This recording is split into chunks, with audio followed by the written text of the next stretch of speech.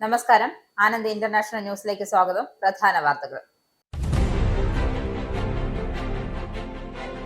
Russian എണ്ണ വാങ്ങുന്നതിന് ഇന്ത്യക്ക് മേൽ ദ്വിതീയ ഉപരോധം ഏർപ്പെടുത്തുന്നതായി ബുധനാഴ്ച അമേരിക്കൻ പ്രസിഡന്റ് ഡൊണാൾഡ് ട്രംപ്. ഉപരോധത്തിന്റെ രണ്ടാം ഘട്ടത്തിലേക്കോ മൂന്നാം ഘട്ടത്തിലേക്കോ താൻ ഇതുവരെയും കടന്നിട്ടില്ലെന്നും ഉടൻ അതുണ്ടാകുമെന്നും ട്രംപ് വക ഭീഷണി. ഉക്രൈനിലെ പുടിന്റെ തീരുമാനങ്ങളിൽ അമേരിക്ക അതൃപ്തരാണെങ്കിലും ചില കാര്യങ്ങൾ സംഭവിക്കുമെന്ന ഡൊണാൾഡ് ട്രംപ്. പ്രസിഡന്റ് പുടിന് നൽകാൻ തനിക്ക് ഒരു സന്ദേശവുമില്ല എന്നും ട്രംപ്. US തീരുവയിൽ ഇന്ത്യക്കും ചൈനയ്ക്കും പിന്തുണയുമായി റഷ്യൻ പ്രസിഡന്റ് വ്ളാഡിമിർ പുടിൻ. ഒരാൾക്കും ഇന്ത്യയോടും ചൈനയോടും അങ്ങനെ സംസാരിക്കാനാവില്ലെന്നും പുടിൻ. 3 തുടർ ഭൂകമ്പങ്ങൾ തകർന്ന അഫ്ഗാനിസ്ഥാൻ. മരിച്ചവരുടെ എണ്ണം 1400 കവിഞ്ഞതായി താലിബാൻ ഭരണകൂടം. വാർത്തകൾ വിശദമായി.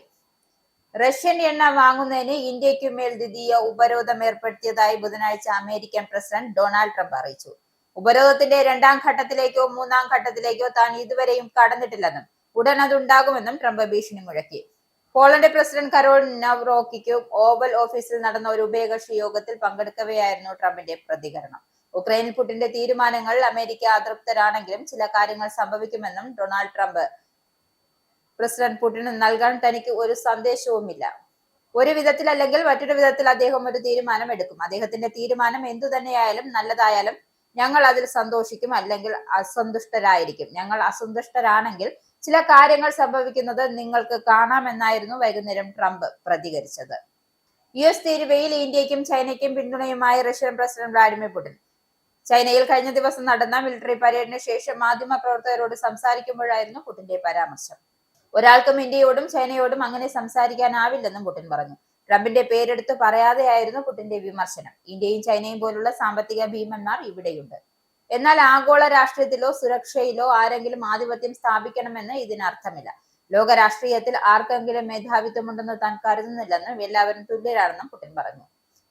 1.5 ബില്യൺ ജനസംഖ്യയുള്ള രാജ്യമാണ് ഇന്ത്യ. ചൈനീസ് സമ്പദ് വ്യവസ്ഥയും ശക്തമാണ്. ഇവർക്കെതിരെ നടപടി എടുക്കുമെന്ന് പറയുന്നതിന് മുമ്പ് ചിന്തിക്കണം. കൊളോണിയൽ കാലം കഴിഞ്ഞെന്നും സഖ്യരാജ്യങ്ങളുമായി സംസാരിക്കുമ്പോൾ ഇത്തരം ഭാഷ ഉപയോഗിക്കരുതെന്നും പുടിൻ കൂട്ടിച്ചേർത്തു.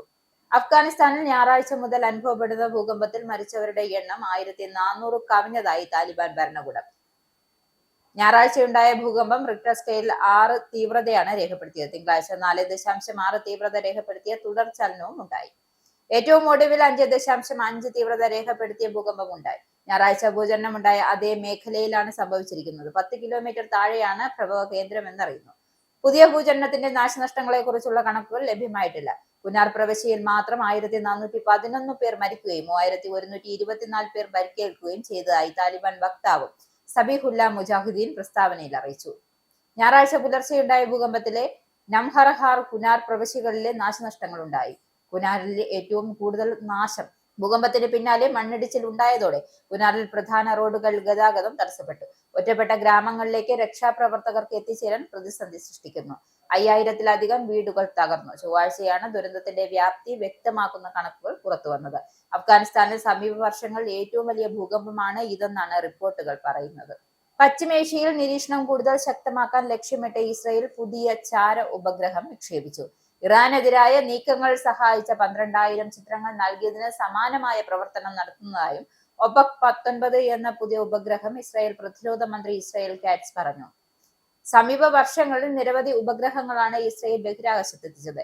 ഇസ്രായേൽ എയറോസ്പേസ് ഇൻഡസ്ട്രീസ് കമ്പനി ഡ്രോണുകളുടെ യുദ്ധവിമാനങ്ങൾ എന്നിവയ്ക്കൊപ്പം ഉപഗ്രഹങ്ങളും വൻതോതിൽ ഉൽപ്പാദിപ്പിച്ച വിപണനം നടത്തുന്നുണ്ട്. മധ്യ ഇസ്രായേലിലെ പാൽമാഹിം വ്യോമാക്രമണത്തിൽ നിന്നാണ് ചൊവ്വാഴ്ച ഉപഗ്രഹം വിക്ഷേപിച്ചത്. ഇതിന്റെ ആദ്യ രൂപമായ ഒക്കപ്പ് 16 2023 വിക്ഷേപിച്ചിരുന്നു. ഇനി യൂറോപ്പ് വാർത്തകളിലേക്ക്. വിസ കാലാവധി കഴിഞ്ഞ വിദ്യാർത്ഥികളെ നാടുകടത്താൻ ബ്രിട്ടൻ. വിസ കാലാവധി കഴിഞ്ഞ ബ്രിട്ടനിൽ തുടരുന്ന വിദ്യാർത്ഥികളെ കണ്ടെത്തി നാടുകടത്താൻ നീക്കങ്ങൾ ആരംഭിച്ചു ബ്രിട്ടൻ. നിയമപരമായി വിദ്യാർത്ഥി വിസയിൽ ബ്രിട്ടനിലെത്തിയ വിസ കാലാവധി കഴിയുന്നതോടെ അഭയത്തിനുള്ള അപേക്ഷ നൽകിയവരുടെ എണ്ണം വർദ്ധിച്ചു വരുന്ന സാഹചര്യത്തിലാണിത്. അതോടൊപ്പം വിദേശ വിദ്യാർത്ഥികളുടെ ഫീസിന് മേൽ പുതിയ ലെവി ചുമത്തും. ഇത് വിദേശ വിദ്യാർത്ഥികൾക്ക് മേൽ സാമ്പത്തിക സമ്മർദ്ദം വർദ്ധിപ്പിക്കും. ഇന്ത്യക്കാരടക്കം UK-യിൽ അഭയം തേടാൻ ആഗ്രഹിക്കുന്ന വിദ്യാർത്ഥികൾക്ക് ഈ തീരുമാനം വിനയാകും. ഇക്കഴിഞ്ഞ ജൂണിൽ അവസാനിച്ച ഒരു വർഷത്തിൽ ലഭിച്ച അഭയത്തിനുള്ള അപേക്ഷകൾ ഏകദേശം 13% അപേക്ഷകൾ UK-യിലേക്ക് സ്റ്റുഡന്റ് വിസയിൽ എത്തിയവരിൽ നിന്നായിരുന്നു എന്ന് ഹോം ഡിപ്പാർട്ട്മെന്റ് കണക്കുകൾ വ്യക്തമാക്കുന്നു. നെറ്റ് മൈഗ്രേഷൻ കുറയ്ക്കുന്നതിനായി കൂടുതൽ ഭേദഗതികളാണ് സർക്കാർ ധവളപത്രത്തിൽ പ്രഖ്യാപിച്ചിരിക്കുന്നത്.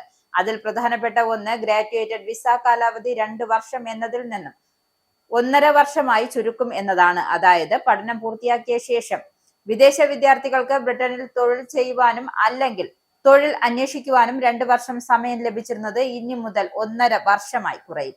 ഇത് വിദേശ വിദ്യാർത്ഥികൾക്ക് ബ്രിട്ടനിൽ തൊഴിൽ ലഭിക്കാനുള്ള സാധ്യത കുറയും. എന്നാൽ ഈ നടപടികൾ UK വിദ്യാഭ്യാസ രംഗത്തെ തകർക്കുമെന്ന മുന്നറിയിപ്പാണ് വിദഗ്ധർ നൽകുന്നത്. വിദേശ വിദ്യാർത്ഥികളുടെ ഫീസിനു മേൽ പുതിയ ലെവി ചുമത്തുന്നത് വിദ്യാർത്ഥികൾക്ക് മേൽ സാമ്പത്തിക സമ്മർദ്ദം വർദ്ധിപ്പിക്കും. ഇത് വിദേശ വിദ്യാർത്ഥികളുടെ ബ്രിട്ടനിലേക്കുള്ള വരവ് മന്ദഗതിയിലാക്കുമെന്ന് വിദ്യാഭ്യാസ രംഗത്തെ വിദഗ്ധർ പറയുന്നു. അങ്ങനെ വിദേശ വിദ്യാർത്ഥികളുടെ വരവിനെ തടയുന്നത് ബ്രിട്ടീഷ് നഗരങ്ങളെ, പ്രത്യേകിച്ചും യൂണിവേഴ്സിറ്റികൾ സ്ഥിതി ചെയ്യുന്ന നഗരങ്ങളെ പ്രതികൂലമായി ബാധിക്കുമെന്നും അവർ വ്യക്തമാക്കി. പ്രാദേശിക സമ്പദ്ഘടന തകരാൻ വരെ ഇത് ഇടയാക്കുമെന്ന ആശങ്കയും ചില സാമ്പത്തിക വിദഗ്ധർ പങ്കുവെക്കുന്നുണ്ട്. റെയ്നറുടെ രാജിക്ക് വേണ്ടി ലേബറിനുള്ളിൽ മുറവിളി. കിഴക്കൻ എക്സസിലെ ഹോവിൽ 8 ലക്ഷം പൗണ്ടിന്റെ പുതിയ അപ്പാർട്ട്മെന്റ് വാങ്ങിയതുമായി ബന്ധപ്പെട്ട വിവാദത്തിൽ റെയ്നർ രാജിവെക്കണമെന്ന ആവശ്യം ശക്തമാവുകയാണ്. തന്റെ പുതിയ കടൽത്തീര വസതിക്കു മതിയായ സ്റ്റാമ്പ് ഡ്യൂട്ടി നൽകിയില്ല എന്ന് സമ്മതിച്ചതോടെ ഉപപ്രധാനമന്ത്രി ഏഞ്ചൽ റെയ്നയ്ക്കെതിരെ തിരിഞ്ഞ ലേബർ പാർട്ടി എംപിമാർ രാജിവെക്കാൻ തയ്യാറായില്ലെങ്കിൽ അവരെ പിരിച്ചുവിടണമെന്നും പ്രധാനമന്ത്രി സർ കെയർ സ്റ്റാമർക്ക് മുന്നിൽ എംപിമാർ ആവശ്യം ഉന്നയിച്ചു കഴിഞ്ഞു. ഹൗസിംഗ് സെക്രട്ടറി കൂടിയായ ഉപപ്രധാനമന്ത്രി ഏഞ്ചൽ റെയ്ന പുതിയ വീട് വാങ്ങുമ്പോൾ തെറ്റായ വിവരം നൽകി സ്റ്റാമ്പ് ഡ്യൂട്ടി ഇനത്തിൽ 40,000 പൗണ്ട് ലാഭിച്ചു എന്നാണ് ആരോപണം. ഗ്രേറ്റർ മാഞ്ചസ്റ്ററിലെ അവരുടെ നിയോജക മണ്ഡലമായ ആഷ്ടൺ അണ്ടർലൈനിൽ കുടുംബ വീട്ടിലെ രേഖകളിൽ നിന്നും തന്റെ പേര് നീക്കം ചെയ്തതാണ് ഇവർ തട്ടിപ്പ് നടത്തിയത് എന്നാണ് ആരോപണം. അങ്ങനെ ചെയ്തിട്ടില്ലായിരുന്നു എങ്കിൽ ഹോവിലെ വീട് റെയ്നറിന്റെ ഉടമസ്ഥതയിലുള്ള രണ്ടാമത്തെ വീടായി പരിഗണിക്കപ്പെടുമായിരുന്നു. UK നിയമപ്രകാരം രണ്ടാമത്തെ വീടിന് അധിക നികുതി നൽകണം. കുട്ടികൾക്ക് റെഡ് ബോൾ, മോൺസ്റ്റർ തുടങ്ങിയ എനർജി ഡ്രിങ്കുകൾ നിരോധിക്കും. അമിതവണ്ണത്തിന് കാരണമാകും എന്നതിനാൽ പഠനത്തിലും മറ്റും ശ്രദ്ധിക്കാൻ കഴിയാതെ വരുമെന്നതിനും റെഡ് ബോൾ, മോൺസ്റ്റർ തുടങ്ങിയ എനർജി ഡ്രിങ്കുകൾ UKയിൽ 16 വയസ്സിൽ താഴെ പ്രായമുള്ളവർ ഉപയോഗിക്കുന്നത് വിലക്കാൻ ആരോഗ്യ വകുപ്പ്. കുട്ടികളിൽ ഉറക്കം കുറയ്ക്കുന്ന റെഡ് ബോൾ, മോൺസ്റ്റർ, ലെസ്റ്റസ്, പ്രൈം എനർജി തുടങ്ങിയ പാനീയങ്ങളുടെ ഉപയോഗം നിരോധിക്കുന്ന തീരുമാനത്തെ ആരോഗ്യത്തെ വിദഗ്ധരും അധ്യാപിക യൂണിയനുകളും ദന്ത ഡോക്ടർമാരും സ്വാഗതം ചെയ്തു. കഴിഞ്ഞ വർഷത്തെ പൊതു തിരഞ്ഞെടുപ്പിൽ ലേബർ നൽകിയ വാഗ്ദാനങ്ങൾ ഒന്നുകൂടിയാണ് നിരോധനം. ഇത്തരം ഉത്തേജക വസ്തുക്കൾ ശരീരത്തിൽ ഉണ്ടെങ്കിൽ എങ്ങനെയാണ് സ്കൂൾ കുട്ടികൾക്ക് പഠനത്തിൽ മികവ് പുലർത്താൻ കഴിയുക എന്നാണ് ഹെൽത്ത് സെക്രട്ടറി വെസ് ട്രീതിങ് ചോദിക്കുന്നത്. എനർജി ഡ്രിങ്കുകൾ പ്രത്യക്ഷത്തിൽ നിരുപദ്രവകാരികളായി കണ്ടേക്കാമെങ്കിലും അവ കുട്ടികളുടെ ഉറക്കം, ശ്രദ്ധ എന്നിവയെ പ്രതികൂലമായി ബാധിക്കുമെന്നും അദ്ദേഹം പറഞ്ഞു. മാത്രമല്ല, പഞ്ചസാര കൂടുതൽ അളവിൽ അടങ്ങിയ ഡ്രിങ്കുകൾ കുട്ടികളുടെ പല്ലുകളിൽ കേടുപാടുകൾ വരുത്തുകയും ചെയ്യും. ഒപ്പം അമിതവണ്ണത്തിനും കാരണമാകും. ലിറ്ററിൽ 150 മില്ലിഗ്രാമിലധികം കഫേൻ കലർന്ന ഏതൊരു പാനീയവും 16 വയസ്സിൽ താഴെയുള്ള കുട്ടികൾക്ക് വിൽക്കുന്നതിൽ നിന്നും ഷോപ്പുകൾ, കഫേകൾ, റെസ്റ്റോറന്റുകൾ, വെബ്സൈറ്റുകൾ എന്നിവ വിലക്കുകയാണ്. ഓൺലൈൻ സുരക്ഷാ നിയമങ്ങൾ ബ്രിട്ടനെ ഒരു ഏകാധിപത്യ രാജ്യമായി മാറ്റുമോ? ഓൺലൈൻ സുരക്ഷാ നിയമങ്ങൾ കർക്കശമാക്കിയതോടെ അഭിപ്രായ സ്വാതന്ത്ര്യത്തിന് കൂച്ചുവിലങ്ങ് വീണിരിക്കുകയാണെന്നും ബ്രിട്ടൻ ഒരു ഏകാധിപത്യ രാജ്യമായി മാറുകയാണെന്നും നെയ്ജൽ ഫജാർ ആരോപിച്ചു. ബ്രിട്ടൻ അധികൃതർക്ക് ഇഷ്ടമില്ലാത്ത കാര്യങ്ങൾ ഓൺലൈനിൽ പോസ്റ്റ് ചെയ്താൽ സാങ്കേതിക രംഗത്തെ പ്രമുഖർ ഉൾപ്പെടെയുള്ള വിദേശികൾ പോലും വിമാനത്താവളങ്ങളിൽ വെച്ച് അറസ്റ്റ് ചെയ്യപ്പെടുന്ന സാഹചര്യമാണെന്നും അദ്ദേഹം ആരോപിച്ചു. ഐറിഷ് എഴുത്തുകാരനായ ഗ്രഹാം ലീനെ അറസ്റ്റ് ചെയ്ത പശ്ചാത്തലത്തിലാണ് ഫരാജിന്റെ പ്രസ്താവന. ബ്രിട്ടന്റെ ഓൺലൈൻ സുരക്ഷാ നിയമം അമേരിക്കക്കാരെ എങ്ങനെ ബാധിക്കുമെന്നത് അന്വേഷിക്കുന്ന ഹൗസ് ജുഡീഷ്യൽ കമ്മിറ്റിക്ക് മുൻപാകെ തെളിവ് നൽകാൻ വാഷിംഗ്ടണിൽ എത്തിയതായിരുന്നു ഫരാജ്. തന്റെ ചില ട്വീറ്റുകളുടെ പേരിൽ തന്നെ ഇന്നലെ ഹീത്രൂ വിമാനത്താവളത്തിൽ വെച്ച് അറസ്റ്റ് ചെയ്തു എന്ന ലിനെ ഹാൻസിന്റെ പ്രസ്താവന അഭിപ്രായ സ്വാതന്ത്ര്യത്തെക്കുറിച്ചുള്ള വലിയ ചർച്ചകൾക്ക് വഴിതെളിച്ചിരിക്കുകയാണ്. പൊന്നോണം, തകർത്തോണം, തിമിർത്തോണം ഗംഭീരമാക്കി Nima. Northern Ireland Malayali association Nima സംഘടിപ്പിച്ച പൊന്നോണം, തകർത്തോണം, തിമിർത്തോണം 2025 വർണ്ണശബളമായ ആഘോഷങ്ങളോടെ ബെൽഫാസ്റ്റിലെ ഗിർവുഡ് ഹാളിൽ നടന്നു. ഓണാഘോഷത്തിന്റെ ഔപചാരിക പരിപാടികൾ കോൺസുലേറ്റ് ജനറൽ ഓഫ് ഇന്ത്യ ബെൽഫാസ്റ്റിലെ ആക്ടിംഗ് കോൺസുൽ ജനറൽ VVS രാമകൃഷ്ണനും പത്നി പൂർണിമ രാമകൃഷ്ണനും ചേർന്ന് ഭദ്രദീപം തെളിച്ചു നിർവഹിച്ചു. തുടർന്ന് മഹേഷ് കുമാർ, പാരിതോഷ് പഞ്ചാൽ മോഹൻ, നിമയുടെ ഓഫീസ് ഭാരവാഹികൾ എന്നിവരും ഭദ്രദീപം തെളിയിച്ചു. വർണ്ണവൈവിധ്യങ്ങളുടെ നിറഞ്ഞ കലാ സാംസ്കാരിക പരിപാടികൾ സദസ്സിനെ ഇളക്കിമറിച്ചു. 4 വയസ്സ് മുതൽ 40 വയസ്സ് വരെയുള്ള കലാപ്രതിഭകളെ അണിനിരത്തി പ്രാണ ബെൽഫാസ്റ്റ് അവതരിപ്പിച്ച ഫ്യൂഷൻ ഡാൻസ്, ബ്ലൂ ഡയമണ്ട്സിന്റെ ഗാനമേള, വയലിൻ ഫ്യൂഷനിൽ വിസ്മയ പ്രകടനവുമായി ആഡംസ് ബിനു കലാകേരളിയുടെ DJ വിത്ത് ചെണ്ടമേളം എന്നിവയും കാണികളെ ആവേശഭരിതരാക്കി. വടംവലിയുടെ ആവേശം, പ്രൊഫഷണലിസവും മത്സരം കേരളത്തിൽ നടക്കുന്ന പുത്തൻ അനുഭവമായി. 24 ഇനങ്ങളടങ്ങിയ സദ്യ നാടിന്റെ ഗൃഹാതുരത്വത്തിന്റെ ഓർമ്മകളിലേക്ക് കൊണ്ടുപോയി. ഉത്രാട ഗാന വിസ്മയമൊരുക്കാൻ ലയം. ഡൽഹിയിലെ കേരള ഹൗസ് കോൺഫറൻസ് ഹാളിൽ വേറിട്ടൊരു സംഗീത വിരുന്നുമായി ഉത്രാട നാളിൽ ലയം ഓർക്കസ്ട്ര ആൻഡ് കൾച്ചറൽ ഗ്രൂപ്പ് എത്തുന്നു. 24 ഗായകർ പങ്കെടുക്കുന്ന മലയാള ചലച്ചിത്ര ലോകത്തെ 51 ജനകീയ യുഗ്മഗാനങ്ങൾ കോർത്തിണക്കി നടത്തുന്ന ഈ പരിപാടി നയിക്കുന്നത് ഗായകനും പരിപാടിയുടെ സംവിധായകനുമായ അജി കുമാർ മേടയിലാണ്. സിദ്ധാർത്ഥ്, അംബിക ശേഖർ, മാളവിക അജികുമാർ, വിനോദ് വിജയൻ, മിനി മനോജ് ശ്രീനിവാസൻ, ദേവിക മേനോൻ, നിത്യ, രശ്മി, ജയ, പുഷ്പ ഗോപൻ, സുമി നിമിൽ, അശ്വിൻ ശാന്തോത് ബാലൻ, ആശ ജയകുമാർ, സതീഷ്, മനോജ്, സുധ, കാർത്തിക, സരൾ തുടങ്ങിയ ഡൽഹിയിലെ നിരവധി ഗായകർ പങ്കെടുക്കുന്ന ഈ അപൂർവ ഗായക സംഗമം സെപ്റ്റംബർ 4 വ്യാഴാഴ്ച വൈകിട്ട് 5:30 മുതൽ കേരള ഹൗസ് കോൺഫറൻസ് ഹാളിൽ അരങ്ങേറും. വീണ്ടും വൈറലായി UK മലയാളി കൂട്ടായ്മ. കലവറയിലെ ഒരുക്കങ്ങൾ ആഘോഷമാക്കി UK മലയാളി കൂട്ടായ്മ. 50 പേർ ചേർന്ന് ഒരുക്കിയ 500 പേർക്കുള്ള സദ്യയുടെ ദൃശ്യങ്ങൾ വൈറലാകുന്നു. 500 പേർക്കുള്ള ഓണസദ്യയ്ക്കായുള്ള പച്ചക്കറിയും മറ്റു ചേരുവകളും എത്തിക്കുന്നതു മുതൽ 26 വിഭവങ്ങൾ കലവറയിൽ ഒരുക്കി വിളമ്പിയത് വരെ വലിയ ആഘോഷമാക്കി മാറ്റിയിരിക്കുകയാണ് ലണ്ടനിലെ UK മലയാളി കൂട്ടായ്മ. 50 പേർ ചേർന്ന് ദിവസങ്ങളോളം നടത്തിയ തയ്യാറെടുപ്പുകൾ സിനിമാ ഗാനങ്ങളെ വെല്ലുന്ന രീതിയിൽ ഒരു വീഡിയോ കൂടിയായി മാറിയപ്പോൾ നോർത്ത് വെസ്റ്റ് ദേശ് ലണ്ടനിലെ പ്രവാസി ഐക്യത്തിന്റെയും ഓണാവേശത്തിന്റെ പ്രതീകമായി. ഔദ്യോഗിക ഭാരവാഹികളില്ലാതെ ഈ സൗഹൃദ കൂട്ടായ്മയിൽ നിന്നും ഓരോ വർഷവും സ്വമയം മുന്നോട്ട് വരുന്ന എക്സിക്യൂട്ടീവ് കമ്മിറ്റിയാണ് പരിപാടികൾ ഒരുക്കുന്നത്. അങ്ങനെ ഒരു സംഘടനയുടെ ചട്ടക്കൂട്ടിൽ നിന്നും പുറത്തു വന്നു ഇങ്ങനെ ഒരു കൂട്ടായ്മ രൂപീകരിച്ചതിന്റെ 10ാം വാർഷികം കൂടിയായിരുന്നു ഇത്തവണത്തെ ഓണാഘോഷം. ഷെഫ് ഫെഫിന്റെ തോമസ് ജോയുടെയും നേതൃത്വത്തിൽ ഒരുങ്ങിയ സദ്യയുടെ പിന്നണി രംഗങ്ങൾ ചിത്രീകരിച്ചത് റോമി ജോർജ്, അരുൺ ജോയ് എന്നിവർ നയിച്ച സംഘമാണ്. കേരളത്തിലുടനീളം നിന്നുള്ളവർ പങ്കെടുത്ത ഈ അപൂർവ ഒത്തുചേരൽ നാട്ടിൽ നിന്നും സന്ദർശകരായി എത്തിയ മാതാപിതാക്കളും ഒത്തുചേർന്നു. അത്തംനാളിൽ ഓണപ്പൂരമൊരുക്കി ബെൽഫാസ്റ്റ് മലയാളികൾ. ബെൽഫാസ്റ്റ് മലയാളി അസോസിയേഷന്റെ ഈ വർഷത്തെ ഓണാഘോഷം വിപുലമായ പരിപാടികളോടെ ആഗസ്റ്റ് 26 ബാലി ഹാക്മോർ പാരിഷ് ഹാളിൽ സംഘടിപ്പിച്ചു. കേരളത്തിന്റെ തനിമ നിറഞ്ഞ കലാപരിപാടികളും സാംസ്കാരിക ആഘോഷങ്ങളും നിറഞ്ഞ ഓണാഘോഷം ബെൽഫാസ്റ്റിലെ മലയാളി സമൂഹത്തിന് അപൂർവമായ അനുഭവമായി.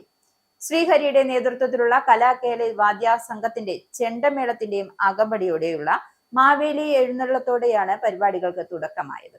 പൂക്കളങ്ങളും ചെണ്ടമേളവും ഗാനമേളയും ഓണക്കളിയും ആഘോഷങ്ങൾക്ക് പുതുമയും വൈവിധ്യവും നൽകി.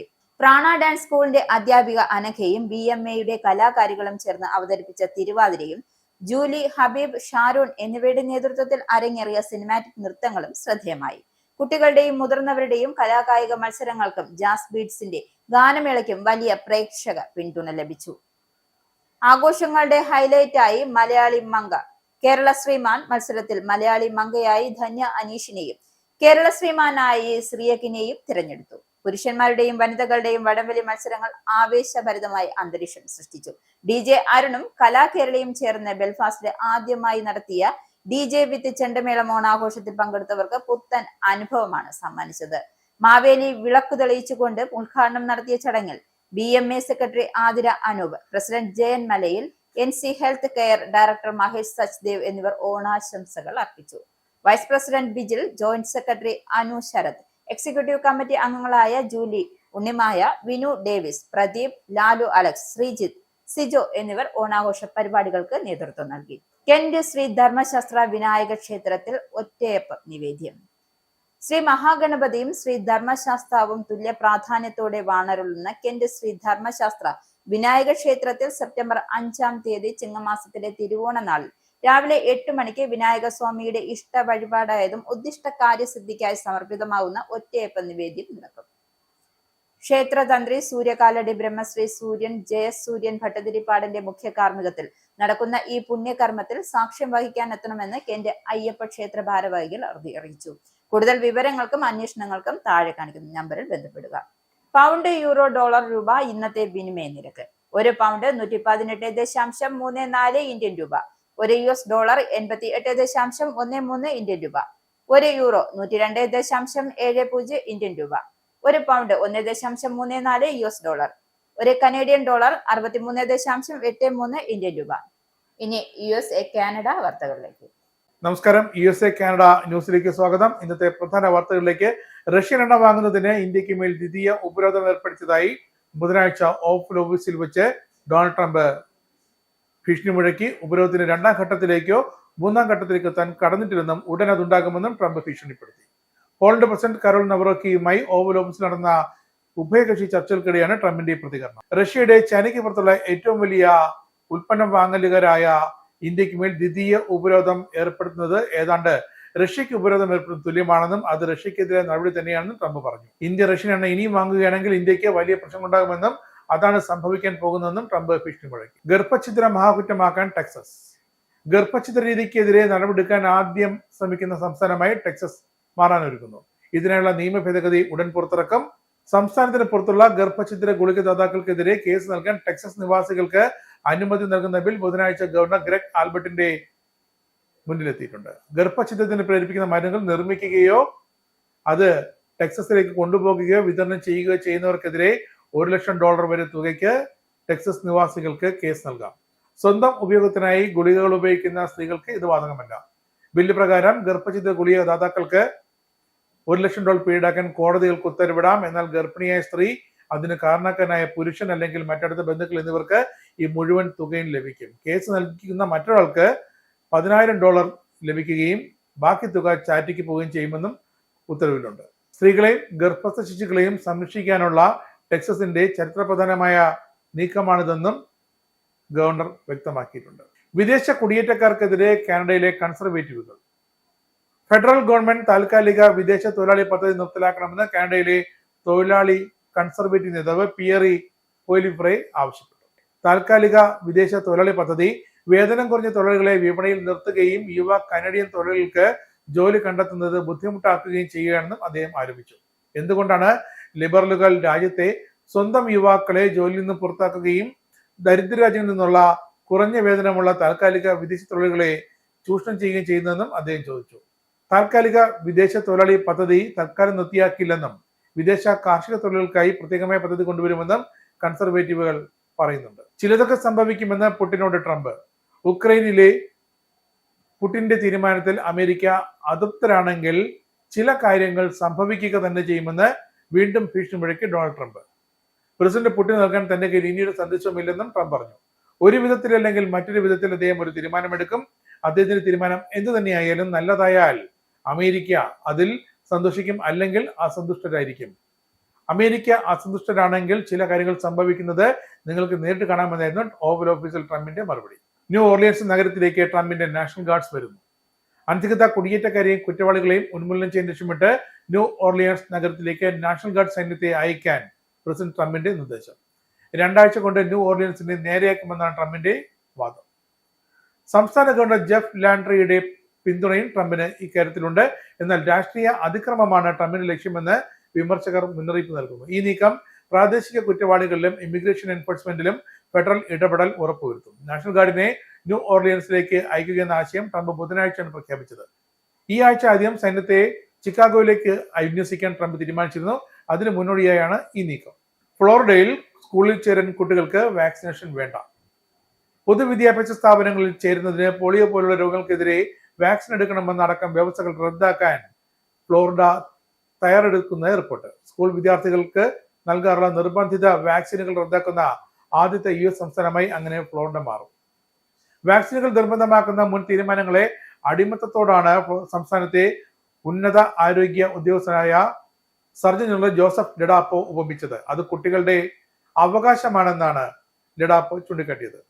റിപ്പബ്ലിക്കൻ നേതൃത്വത്തിലുള്ള സംസ്ഥാന നിയമസഭയുടെ വോട്ടെടുപ്പോടെ മാത്രമേ വ്യവസ്ഥകൾ പലതും റദ്ദാക്കാനാകൂ. മറ്റുള്ളവ സംസ്ഥാന ആരോഗ്യ വകുപ്പിന് റദ്ദാക്കാനാകും. കുട്ടികളുടെ അനുമതിയില്ലാതെ അവരിൽ വാക്സിനേഷൻ നടത്തരുത് എന്നാണ് ഫ്ലോറിഡ സംസ്ഥാനത്തിന്റെ കർശനമായ നിലപാട്. ഹാർവാർഡ് സർവകലാശാലയ്ക്ക് ഗ്രാന്റുകൾ മരവിപ്പിച്ചത് തിരികെ നൽകാൻ ബോസ്റ്റണിലെ ഡിസ്ട്രിക്ട് ജഡ്ജി. അമേരിക്കയിലെ ട്രംപ് ഭരണകൂടം ഹാർവാർഡ് സർവകലാശാലയ്ക്ക് നൽകിയ ഏകദേശം $220 കോടി വരുന്ന ഫെഡറൽ ഗ്രാന്റുകൾ മരവിപ്പിച്ചത് റദ്ദാക്കി അവ തിരികെ നൽകാൻ ഉത്തരവിട്ട് കോടതി. ബോസ്റ്റണിലെ US district judge Allison D Burroughs ആണ് ഈ തുക വിട്ടു നൽകാനുള്ള ഉത്തരവിട്ടത്. ഗവേഷണ ഗ്രാന്റുകൾ നിർത്തലാക്കിയതായും ജൂതവിരുദ്ധതയും തമ്മിൽ യാതൊരു ബന്ധവുമില്ലെന്ന് ജഡ്ജി വ്യക്തമാക്കി. വിധിക്ക് പിന്നാലെ ഈ തെറ്റായ തീരുമാനത്തിനെതിരെ അപ്പീൽ നൽകുമെന്നും ട്രംപ് ഭരണകൂടം അറിയിച്ചു. ഗ്രാന്റ് മരവിപ്പിക്കാൻ ട്രംപ് ഭരണകൂടം പറഞ്ഞ ജൂതവിരുദ്ധത ഒരു മറ മാത്രമാണെന്നും ഹാർവാർഡ് സർവകലാശാലയുടെ ഗവേഷണ പദ്ധതികളെ ഇത് സാരമായി ബാധിക്കുന്നതാണെന്നും ഫണ്ട് മരവിപ്പിക്കൽ അതുകൊണ്ട് തന്നെ റദ്ദാക്കുന്നതായും കോടതി ചൂണ്ടിക്കാട്ടി. ഇന്ത്യക്കാർ ട്രംപിന്റെ താരിഫ് നടപടിയെ പരസ്യമായി എതിർക്കണമെന്ന് റോഖന്ന. 2024 US പ്രസിഡന്റ് തെരഞ്ഞെടുപ്പിൽ ഡൊണാൾഡ് ട്രംപിനെ പിന്തുണച്ച ഇന്ത്യൻ അമേരിക്കക്കാർ ഇന്ത്യക്കെതിരായ താരിഫ് നടപടിയെ പരസ്യമായി ശക്തമായി എതിർക്കണമെന്ന് കോൺഗ്രസ് അംഗം റോഖന്ന ആവശ്യപ്പെട്ടു. ഇന്ത്യയും അമേരിക്കയും തമ്മിലുള്ള വ്യാപാര തർക്കങ്ങൾ വർദ്ധിക്കുന്നതിനിടെയാണ് ഖന്നയുടെ ഈ പ്രതികരണം. ട്രംപിനെ പിന്തുണച്ച ഇന്ത്യൻ അമേരിക്കക്കാരെ താൻ കാത്തിരിക്കുകയാണ്. ചൈനയേക്കാൾ കടുത്ത താരിഫ് ചുമത്തിക്കൊണ്ട് ഇന്ത്യയുമായുള്ള പങ്കാളിത്തം നശിപ്പിക്കുന്നതിനെതിരെ ശബ്ദം ഉയർത്തണമെന്നാണ് അദ്ദേഹം എക്സിൽ കുറിച്ചത്. പ്രസിഡന്റ് ട്രംപിന്റെ നടപടി ഇന്ത്യയുടെ കയറ്റുമതിയുടെ 70% സാധ്യതകൾ ഇല്ലാതാക്കുമെന്ന് നിരീക്ഷകർ മുന്നറിയിപ്പ് നൽകിയിരുന്നു. കാറിനുള്ളിൽ കുഞ്ഞ് ചൂടേറ്റ് മരിച്ചു, അമ്മ അറസ്റ്റിൽ. ചൂടുള്ള കാറിനുള്ളിൽ കുട്ടിയെ ഉപേക്ഷിച്ചതിനെ തുടർന്ന് കുട്ടി മരിച്ച സംഭവത്തിൽ അമ്മയെ പോലീസ് അറസ്റ്റ് ചെയ്തു. ഡാളസിൽ നിന്നുള്ള 27-കാരിയായ വനേസ എക്കിവിൽ എന്ന യുവതിയെയാണ് പോലീസ് കൊലക്കുറ്റം ചുമത്തി അറസ്റ്റ് ചെയ്തത്. വനേസയെ കൊളിൻ കൗണ്ടി ജയിലിൽ പാർപ്പിച്ചിരിക്കുകയാണ്. ഫ്രിസ്കോയിലെ സ്പാ സെന്ററിൽ ജോലി ചെയ്യുമ്പോൾ 15 മാസം മാത്രം പ്രായമുള്ള മകനെ കാറിൽ ഉപേക്ഷിച്ചു എന്നാണ് പോലീസിന്റെ നിലപാട്. കടുത്ത ചൂടേറ്റതാണ് കുഞ്ഞിന്റെ മരണകാരണമെന്ന് മെഡിക്കൽ റിപ്പോർട്ടിൽ പറയുന്നു. ഓഗസ്റ്റ് 16 സംഭവം. കുഞ്ഞിന് ബോധം നഷ്ടപ്പെട്ട നിലയിൽ അമ്മ തന്നെയാണ് പ്ലാനോയിലെ മെഡിക്കൽ സിറ്റി ആശുപത്രിയിലെ അത്യാഹിത വിഭാഗത്തിലേക്ക് എത്തിച്ചത്. ആശുപത്രിയിൽ എത്തുമ്പോൾ കുഞ്ഞിന്റെ ശരീര താപനില 106 ഡിഗ്രി സെൽഷ്യസിന് മുകളിലായിരുന്നു. ആശുപത്രിയിൽ എത്തിക്കുന്നതിന് മുമ്പേ കുട്ടി മരിച്ചതായാണ് ഡോക്ടർമാരുടെ കണ്ടെത്തൽ. ഇനിയൊരു ഇടവേള. Book your Indigo flight tickets easily and safely with Anand Travel. Call UK number 020-8548-4897. Indian cell number 918921120509. Or please mail to info@anandtravel.com. Have a happy journey. വീണ്ടും വാർത്തകളിലേക്ക്. സമൃദ്ധിയോടെ തിരുവോണത്തെ വരവേൽക്കാൻ ഒരുങ്ങുന്ന പ്രവാസികൾ ഉത്രാടപ്പാച്ചിലിന്റെ തിരക്കിലാണ്. നബിദിനം പ്രമാണിച്ച് ഗൾഫിൽ നാളെ അവധിയായതിനാൽ ഇന്ന് വൈകിട്ട് ജോലി കഴിഞ്ഞ് എത്തുന്നതോടെയാകും മലയാളികളുടെ ഉത്രാടപ്പാച്ചിൽ. ജോലി തിരക്കായതിനാൽ ഭൂരിഭാഗം കുടുംബങ്ങളും ബാച്ചിലേഴ്സും നാളെ സദ്യവട്ടത്തിനുള്ള സാധനങ്ങൾ വാങ്ങുന്നതും ഇന്ന് വൈകിട്ട്. ഇതോടെ വിപണിയും തിരക്കിലമരും. ഓണത്തോടനുബന്ധിച്ച് സൂപ്പർ ഹൈപ്പർ മാർക്കറ്റുകൾ മുതൽ ചെറുകിട കച്ചവട സ്ഥാപനങ്ങൾ വരെ പ്രത്യേക ആദായ വിൽപ്പന പ്രഖ്യാപിച്ച് പ്രവാസികൾക്ക് ആശ്വാസമായി. കടകളിൽ നാട്ടുതനിമയിൽ പ്രത്യേകം അലങ്കരിച്ച ഓണവിപണിയും ഓണച്ചന്തയും ഗൃഹാതുരത കാഴ്ച കൂടിയാണ്. സദ്യയ്ക്ക് ആവശ്യമായ സാധനങ്ങളെല്ലാം ഒരിടത്തിൽ ലഭിക്കുന്നത് എന്നത് അലച്ചിൽ കുറയ്ക്കും. പ്രവാസികൾക്ക് ജീവിക്കുവാനും ജോലി ചെയ്യുവാനും മികച്ച 7ാമത്തെ ലക്ഷ്യസ്ഥാനമായി UAE.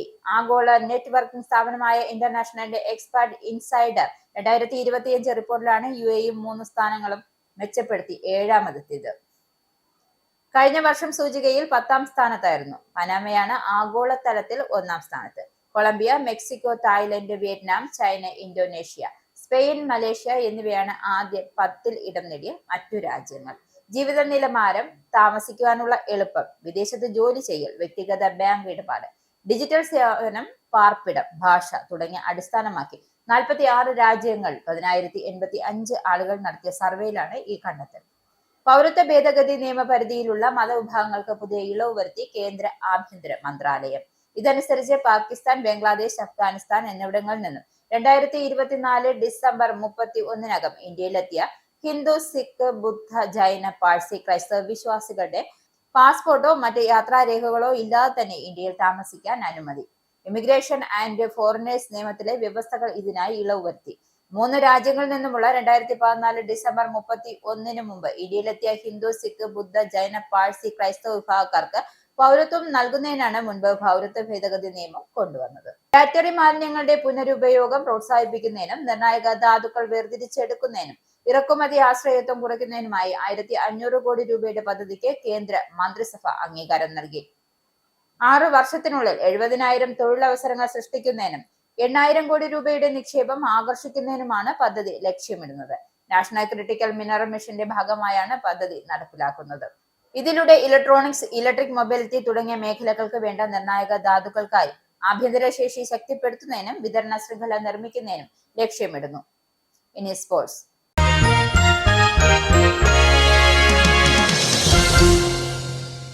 ഓൺലൈൻ ബെറ്റിംഗ് ആപ്പ് കേസുമായി ബന്ധപ്പെട്ട് ഇന്ത്യൻ ക്രിക്കറ്റ് താരം ശിഖർ ധവാനെ എൻഫോഴ്സ്മെന്റ് ഡയറക്ടർ ചോദ്യം ചെയ്യാൻ വിളിപ്പിച്ചു. സോഷ്യൽ മീഡിയയിലൂടെ OneXBet എന്ന വാതുവയ്പ് പ്ലാറ്റ്ഫോമിന് പ്രചാരണം നൽകിയെന്ന് വ്യക്തമായതിനെ തുടർന്നാണ് അന്വേഷണത്തിന്റെ ഭാഗമായി ED ധവാനെ സമൻസ് അയച്ചത്. OneXBet എന്ന വാതുവയ്പ് ആപ്പുമായി ബന്ധപ്പെട്ട് ഈ അന്വേഷണത്തിന്റെ ഭാഗമായി കള്ളപ്പണം വെളുപ്പിക്കൽ നിരോധന നിയമപ്രകാരം അദ്ദേഹത്തിന്റെ മൊഴി രേഖപ്പെടുത്തുമെന്നാണ് ED വൃത്തങ്ങൾ വ്യക്തമാക്കിയത്. ഈ ബുള്ളറ്റിൻ കൂടെ സമാപിക്കുന്നു. നമസ്കാരം.